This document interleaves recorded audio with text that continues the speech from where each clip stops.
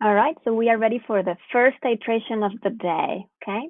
We're going to select the type of reaction that we're going to be doing. And of course, it's going to be an acid and a base and neutralization, right? So here in step one, we're going to select the type of reaction. We're always going to be selecting a strong acid with a strong base, okay? That's always going to be the selection.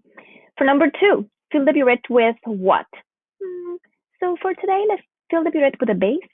And note something, a burette is actually this long glass tube-like thing.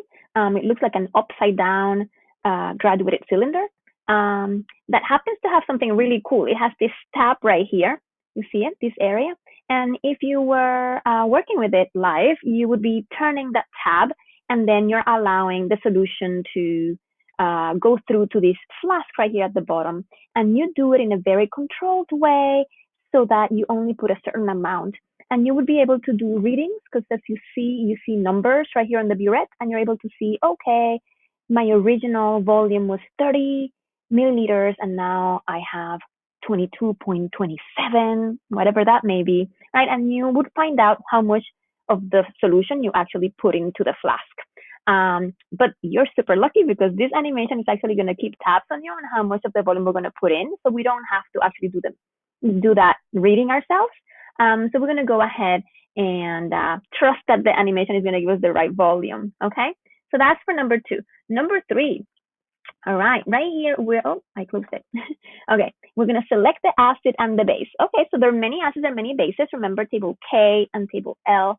So we're going to actually start with the first two, hydrochloric acid and potassium hydroxide. Okay. Note that as that is happening, the burette is actually filling up. We told it to fill up with the base, so the potassium hydroxide must be right here, and it's all the way to 50 milliliters. All right, so we're done with three. Number four, I'm going to tell you something. You'll be totally wasting your time in a titration if you don't put an indicator. Because if you don't put an indicator into the flask down here, you would never see a change in color, and you would be doing this forever and be like, when am I done? Well, you'll never know because you didn't put an indicator. Okay, so definitely need to put an indicator into the flask. And what we're going to do is we're going to use phenolphthalein. There's a lot more to learn about indicators as you move on into other chemistries in your life. But for now, to make it really simple, we're going to use phenolphthalein. And we're going to move on from that. Number five, where is five? Okay, so now I'm ready for the titration. Woo, I'm excited. Push the slider up to add the volume of the base. So I know you practiced this before.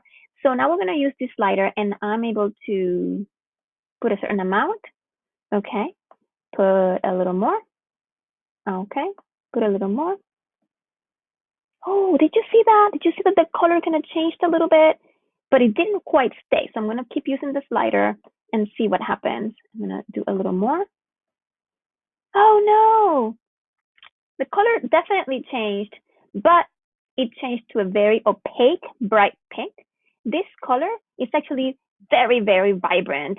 If you saw it in the classroom, it is so bright, you can't even miss it. The change is really, really significant.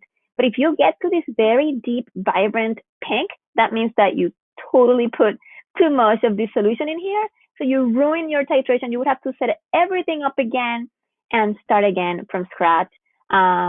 Thankfully, this is again an animation and you won't have to do that. All you have to do is reset. You'll be ready for the next one.